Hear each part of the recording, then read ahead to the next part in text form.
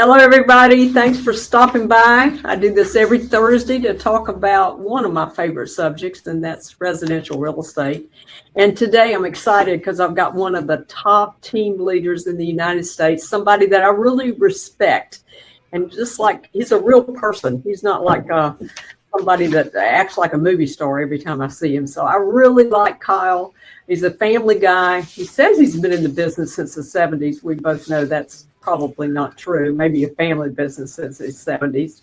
He has actually done 582 transaction sides last year. He's the #1 residential team in San Diego for transaction sides.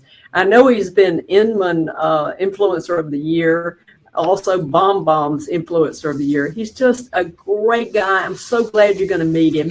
And today we are appearing to you on our new 3agent.com. So I want to welcome Kyle. This is some Southern hospitality. I'm so glad you joined us today. Thank you.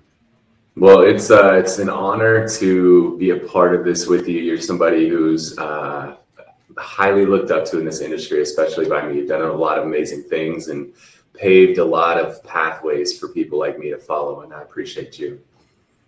No, I do. I love you too. And congratulations on your new addition to your family. I think you now have 2 children. Yeah, we're up to 2 kids now, and that was always what was on my dream board is across here. That was always my dream board, was to have 2. I have my 2, so we could check that off the board.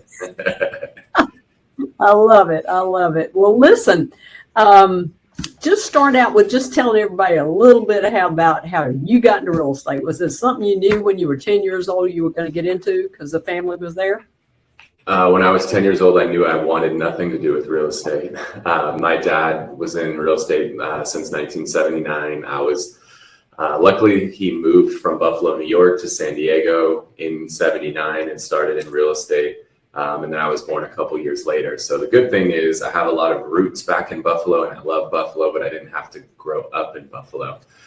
So Buffalo's a really fun place to visit. I would never want to grow up there, though. That weather is rough. So my dad moved here in 79, started in the real estate industry, mostly on the commercial side, apartment buildings, shopping centers, things like that. He was top producing guy here in San Diego. And sometimes that came at a cost. My parents were divorced when I was young too. So it came at a cost where I played sports since I was 4 years old. There were times where, he might not make it to a game on time or might not make it to a game at all. There were times we'd be in the car, he'd be working constantly. So I had a lot of negative associations with real estate as a kid. So I really never wanted anything to do with real estate just because that was my association with it. He's a great dad. We're as close as ever today. But I just, I associated real estate with the reason like he might be late or might not make it to something. So it was never something I wanted to do. While I was in college, my dad kept pushing me. He's like, you got to buy something. You have to buy something. And I said, Dad, I scoop popcorn. I can't buy anything. I can barely buy a bag of popcorn.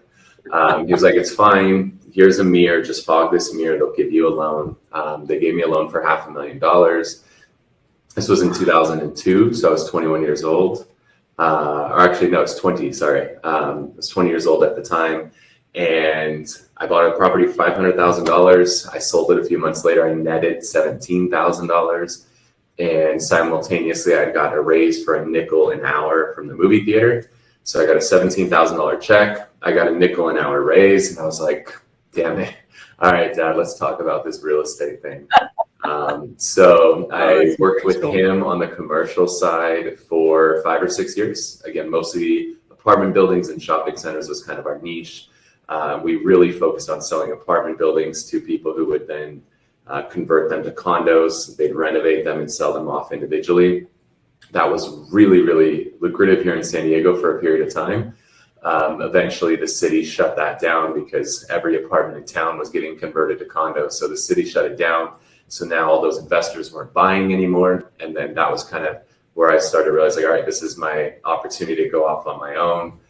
So I moved over to the residential side. All those investors were asking, I want to buy this short sale. I want to buy this foreclosure. I want to buy, right? And I started looking around, and there's people who have 100, short sales, 200 foreclosures. And I was like, all right, this is my time to take the leap. And so I jumped over to the residential side, started my own brokerage, did that for 12 years. And then about 5 years ago, decided I don't want to be the broker anymore, which I came to that conclusion because I got approached to sell my brokerage. And I was like, oh, this is great. I dreamt about this day that I can sell my brokerage.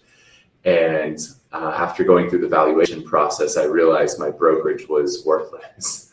And I was like, there's no point doing this brokerage thing if I can't actually sell this for, $10 million. So I decided to join a brokerage. We decided on EXP and been here for the last 5 years. That's awesome. That's awesome.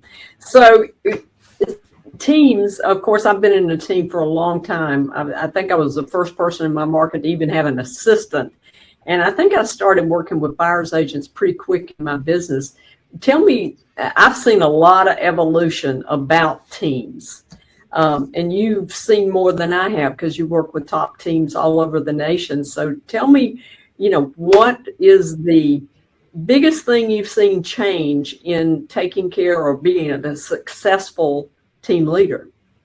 Yeah, I mean, the thing that I really want someone to know if they're watching this right now is a team is not for everybody, or a large team, I should say more specifically, because what I've found is a lot of these, conferences and podcasts and events and stuff you go to, they parade people up on stage, and all of those people, they tend to have an imposter syndrome, which means they don't feel like they belong there, but they were asked to be there.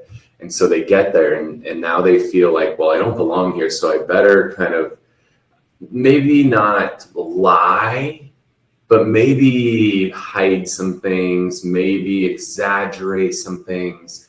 The stuff you hear from stage from people a lot of times is not the reality of what's happening in their business. They go up and they tell you, we sold 1,000 homes, and maybe they did, but they also lost $1 million.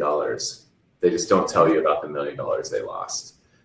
There was, I remember a specific event. There was a guy who went on stage and he was just like, they got a standing ovation pretty much coming off the stage. He was a younger guy, was in New Orleans. It was like 6 months in the business, had already sold like 20 something homes and was like super humble. Like, oh my gosh, this kid's amazing. And so like I had invited him out to dinner that night with our group, and him and one of my other buddies connected, and he ended up moving where my buddy's team was. And so he's like, hey, let me join your team. He joined my buddy's team and 6 months sold 0 homes. And it came to find out that he claimed he had sold 24 homes. He had sold no homes. The team he was on had sold 24 homes. But on stage, he sold 24. When in reality, he sold 0. And there's a lot of that out there. There's a lot of talk on these stages of things along those lines. And so I just want to caution people, just because you hear somebody say something, like the best thing you can do is ask them, like, how much are you netting? Like, can I see your P&L? Like, ask some questions like that. What'll really alarm you is if somebody's on stage and there's a term called peacocking, right? Fluff their feathers so they look pretty. People peacock up there all the time. When they get off stage, like, hey, would you be open to sharing your P&L? Or what's your net? Or what's your gross margin? Or what's your, net margin? Like, ask a few questions. You'll be shocked how often they don't know this information because they don't have it, because they're not making any money, or they're embarrassed. They won't share it with you. So I just want to preface it, like, before we dive into talking about teams, is it's not always all it's cracked up to be. Don't believe everything you hear on stage or on a podcast or on a webinar. A lot of people are BSing you just because they want to look good on stage. They feel they have to. There's almost pressure from whoever put them on that platform to look good. And they're not honest. Like, I'll be very honest. First quarter this year, I lost money. I lost $250,000 in the first quarter of this year on my team. Like, most people won't tell you that. I'll be very honest with you. I lost $250,000. That's not something you're going to hear a lot of people say, but like, I'll say that. I'll be upfront. I'll be honest about that.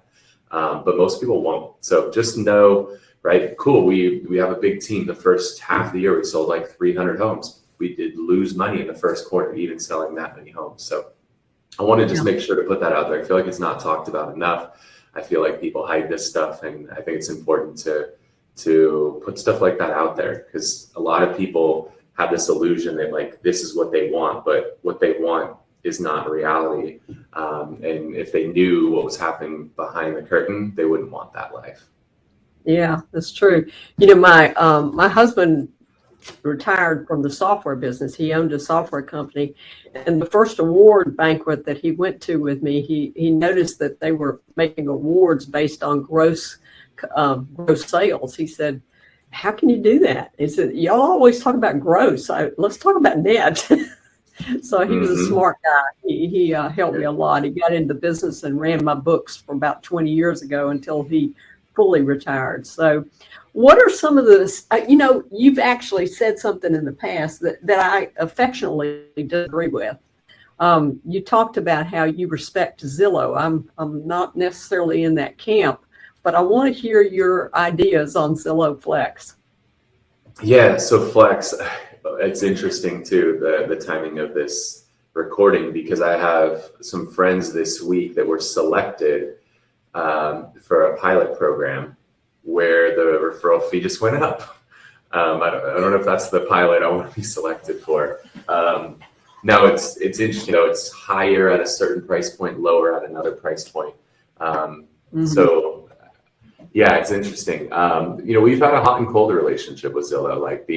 I'm the thing that people will love and or hate about me is I'm very open, I'm very honest. Like, we were part of their Zillow offers program here in San Diego when they were buying homes, and we were tight. We were in bed with them. We had hired 14 people to run that division of our company. And within, I don't know, was it 6-8 months, that relationship fell apart. There was, the combination of their management style, our operational style did not align, and we were ultimately terminated from that program.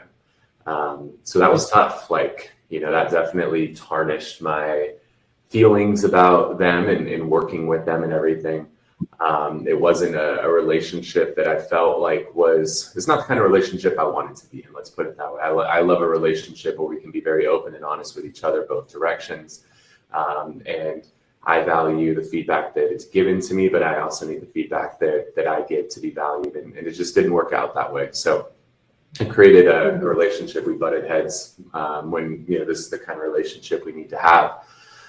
So when the Flex thing came around, I've had a lot of, I have these, same thing I talked about my dad growing up. Like, I have these negative associations in my head with Zillow and, based on that relationship that we had there. And so it took me some time to come around to the idea of getting back in bed and working on a relationship with them again. But I found that the team running the Flex department is exactly the type of team I want to be in a relationship with. I felt like I can give feedback. My feedback is heard and appreciated, and vice versa. It's been a much more collaborative type relationship, and I really enjoy that. How much would you say, what percentage of your business would you say comes out? What percentage of our business is from Flex? Yeah, just 50%, 75, 20%. 20% maybe, 25%. I think that's probably healthy. Yeah, because again, we had a relationship with them, and that thing got cut off immediately with 1 week notice. Like, that could happen. So if you build a business that's 90% Flex and you get cut off Flex tomorrow, you don't have a business anymore. So it's definitely not. It's less than 25% of our business. So it's just a leg. And there's the analogies of you should always have at least 4 pillars of business, like a chair, because even if you cut one leg off, a chair can still stand with 3 legs. So I like that. You always want to have at least 4 legs to your business. So that way, in the event something like Flex got cut off, which it could. I mean, I have a competitor on my street. We're friends, but their numbers were not where they needed to be. That person got cut from the program completely. Like, that can happen.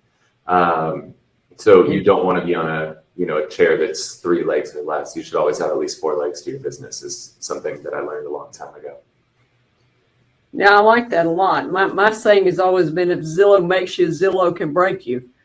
So you got that. We're always prepared for it. Always have the contingency plan in place in case it does happen. Because the thing that you start to realize too, if you actually know your numbers and you analyze them, if you start to look at how much you pay them in referral fees, if you took those same dollars and you had to reallocate them into other things, like I already think about that, right? Like I'm thinking this is how much I'm paying them on average a month in referral fees.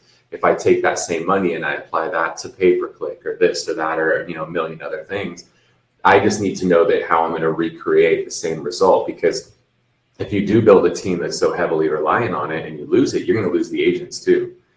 So I need to make sure that the agents that are on it, in the event it ever does disappear tomorrow, I need to make sure that I can fill them back up with an alternate source.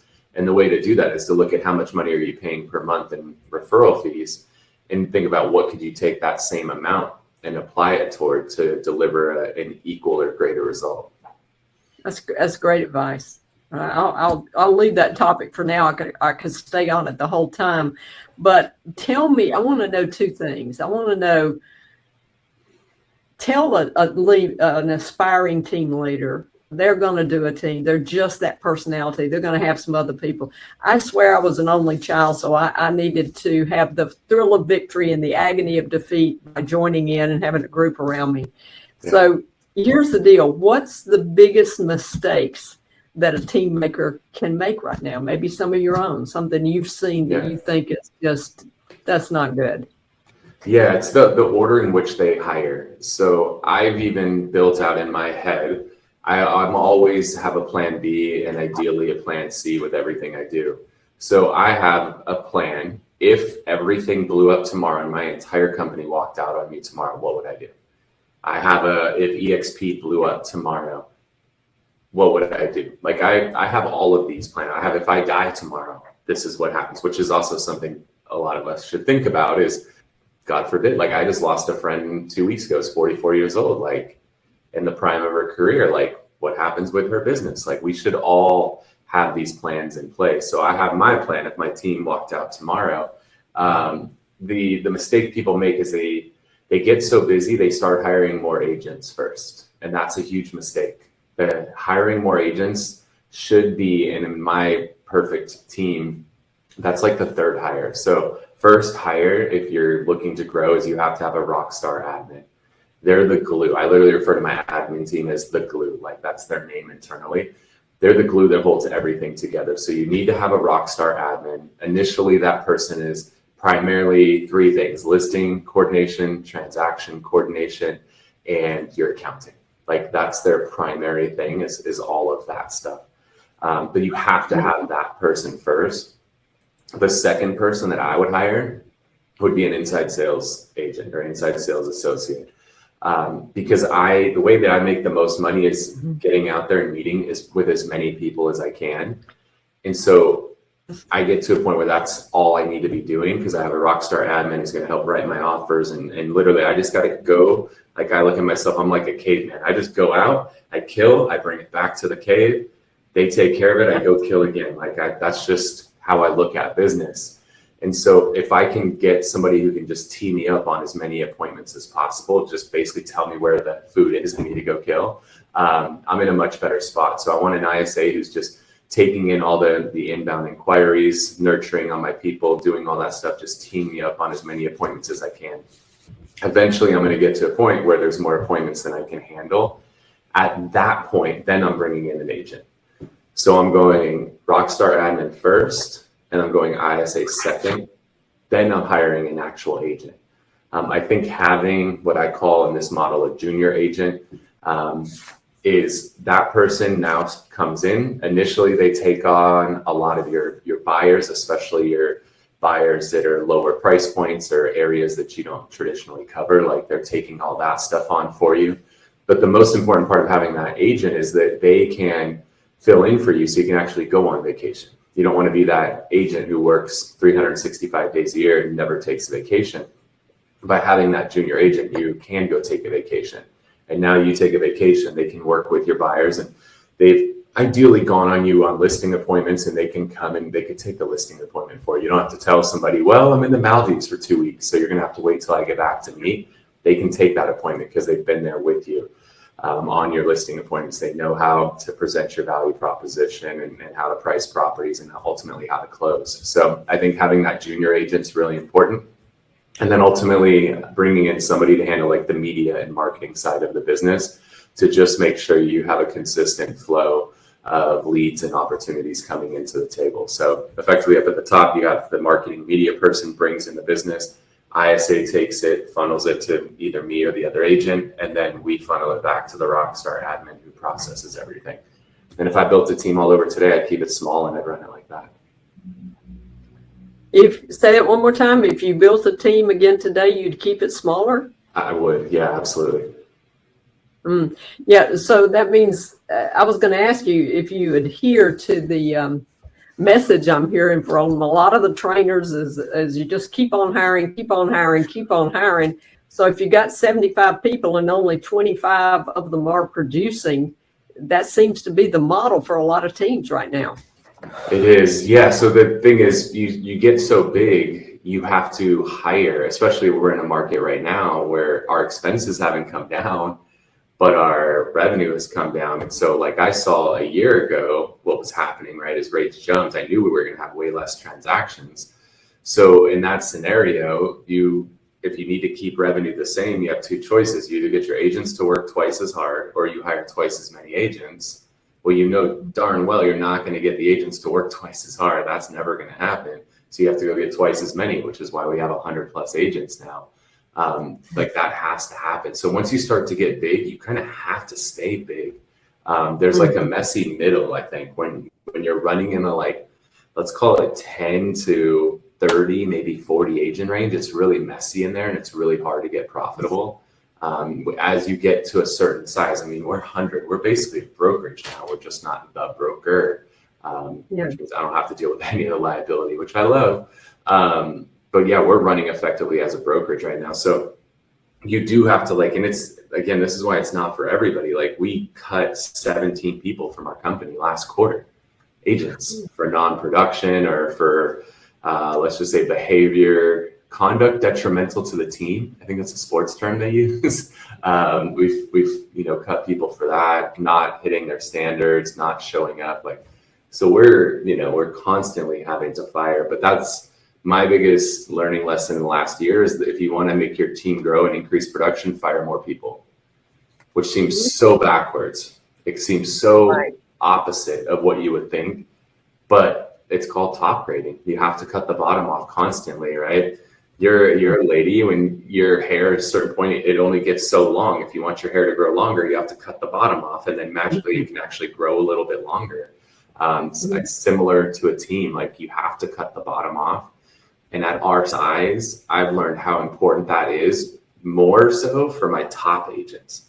Because what would happen in the past when I would grow my team, it just felt to them like we were just adding more and more people, just kept adding people to add people. And it created a negative association. My top agents, when they see, we'll call it a head count, like how many people we offboarded in a quarter, they love seeing that.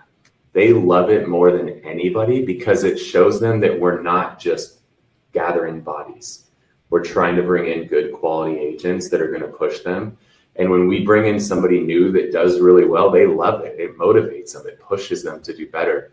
So our top agents appreciate it more than anybody that we're cutting the bottom off on a consistent basis. I love that. I think you're the first person I've heard say that. And the brokers of old day never cut anybody. I mean, that's the kind of brokerage I got into the business with, is Aunt Sally, who did one deal every 2 years, and she was still on the rolls. So I love that. How we got to that too is a lot of us as team leaders, we establish standards and we say like, well, if you want to be a part of a team, this is what it takes. But then we don't adhere to the standards we set. And what I realized is we're not setting standards, we're setting like a hope. That the number that we called like our expectation or our standard, which we used to say like you need to do one deal a month to be on this team. That was our hope. Like I hope to get every agent on this team to do a deal a month. But the reality of it is, I know we were talking before we went live, like our average price right now for a single family home is $1 million. Like you could sell 5 homes here and provide for your family. So we wanted to figure out what is that number that will actually terminate somebody for, no questions asked. Like, not what's our hope, what's our expectation, what do we want? Like, what is that number that if you don't hit, we will cut you, like you're gone, period. So for us, we determined that's 2 in the first 6 months and 6 per year. Like that is the true terminable minimum standard. If you can't sell 6 homes a year, you can't be a part of this team. And if you can't sell 2 in the first 6 months, can't be a part of this team. And we will cut you no matter how much we like you, no matter how nice you are, and no matter how much you're the office cheerleader, we will cut you. You have to have that number. There's got to be a number that no matter what, you're gone. Bye. I love and that. And it motivates people, right? We get people who get up against the wall. We put them on, like we call it, probation.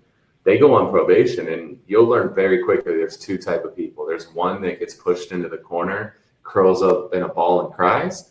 And there's ones that get pushed into a corner and they come out swinging. And it really helps us figure out which one do we want. And the ones that come out swinging, the ones that had their back against the wall, they turn into great agents. They actually get their back pushed against the wall so much they come out, and now they become my idealistic 1 deal a month agent, which again, 1 deal a month for us is $12 million a year. It's pretty healthy. So they're, a $10 to $12 million a year agent. So I push them against the wall, and the good ones, survive, and the weak ones disappear. I love it. I love that. Tell me what you see in our industry changing over the next few years. Yeah, I mean, the big talk right now is the fact that buyer agent commission may no longer be included when a home is listed. I don't know if it's going to be true or not. I don't obsess over this, but I prepare for it. Like we talked about, you always have to be prepared for it in the event that it happens. So I've been consulting with people in other countries where that's the norm and the way that it's always been done.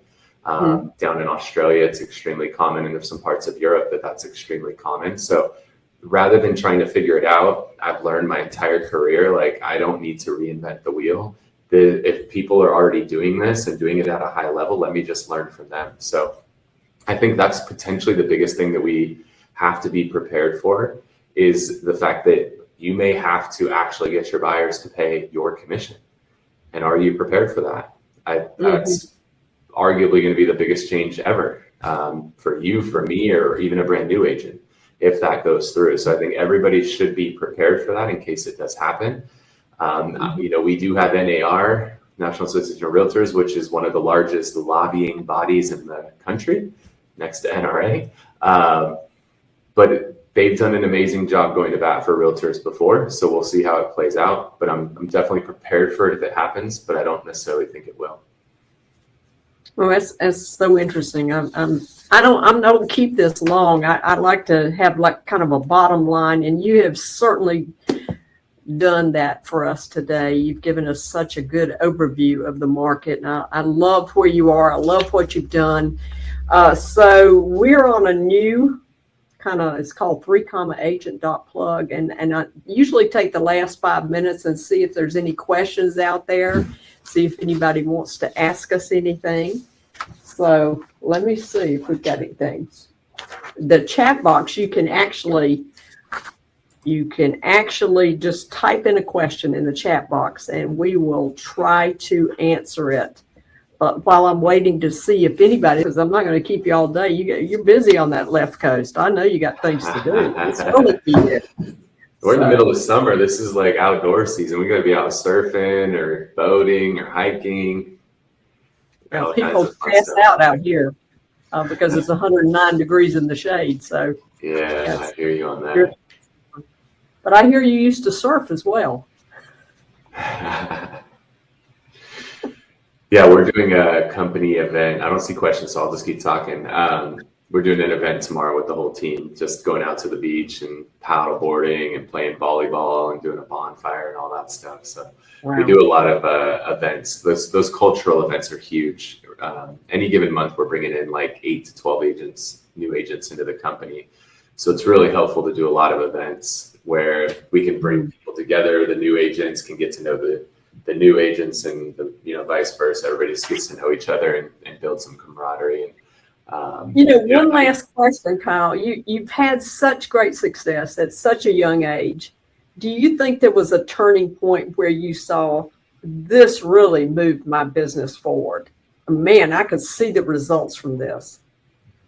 Yeah, I'd say the year that we implemented a CRM that we actually took the time to truly understand and use to its highest level possible. There's a question that gets asked all the time in the industry, like, what's the best CRM? What's the best CRM? It's the one that you already have that you're not using. Like, that's the answer. I don't care, right? We're at EXP, you get KV Core, you can get a discount on Chime.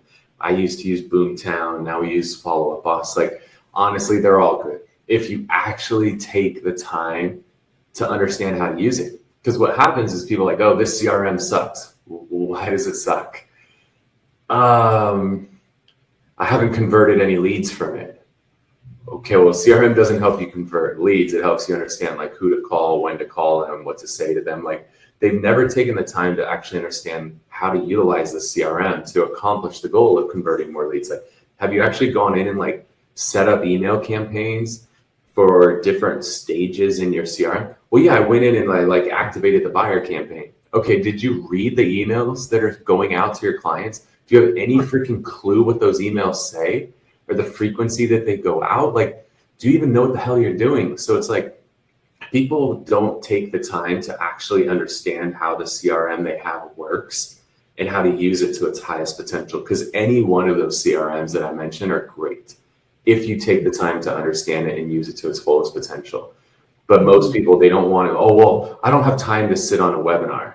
Oh, okay, that's cute.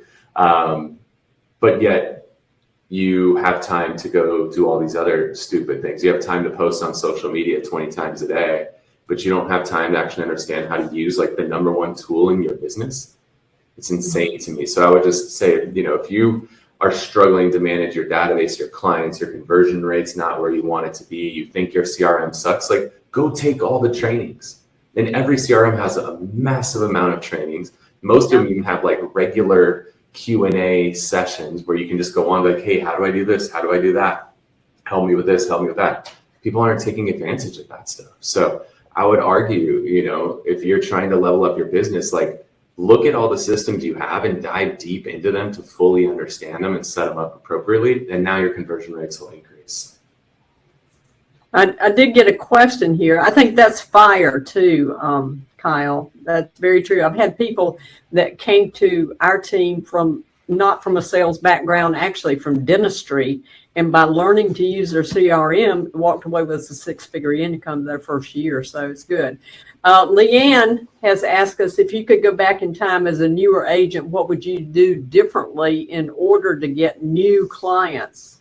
For sure. So yeah, the advice I just gave, one, if you're newer, take that advice and understand your systems inside and out. As far as getting newer clients, don't go chase shiny objects. You don't need any new clients until you've solidified your existing database. The way I look at it is like, you're going to build a real estate business. It's very similar to building a house. First, you build the foundation, and then you go vertical and build the house on top of it. In our industry, the foundation is everybody you already have a relationship with.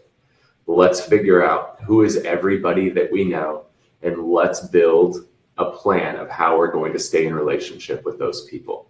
I was just out there, a month or so ago. I did an event there, and I did an event in Greensboro, and I did an event in Charlotte, and all these different cities. And every room I've ever been in, I will ask this question: how would you rank your past client sphere of influence campaign on a scale of 1 to 10? Who in this room has it at a 10? Mm-hmm. I've never once had a person raise their hand or stand up. Zero right. People will ever say, my past client sphere of influence plan is a 10 out of 10. Zero. And I've been in rooms of like thousands. Zero, ever. Now, part of that is people are probably scared I'm going to bring them on stage and like tell them to explain it. So let's assume there's a few in there that just were scared to raise their hand. Why are we going out chasing any new leads when we aren't taking care of the ones we already had? Why are we building on a foundation? Matthew was brave enough to volunteer a number of 4. Would you build a house on a foundation that was rated a 4 out of 10? No, that's stupid. Why would we try to build the house when we have a foundation that's a 4 out of 10?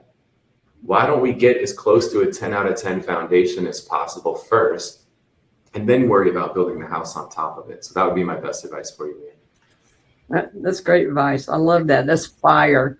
So I would say that when I got in real estate, all my friends were renters and nobody could have afforded a house. So that's a problem too for somebody.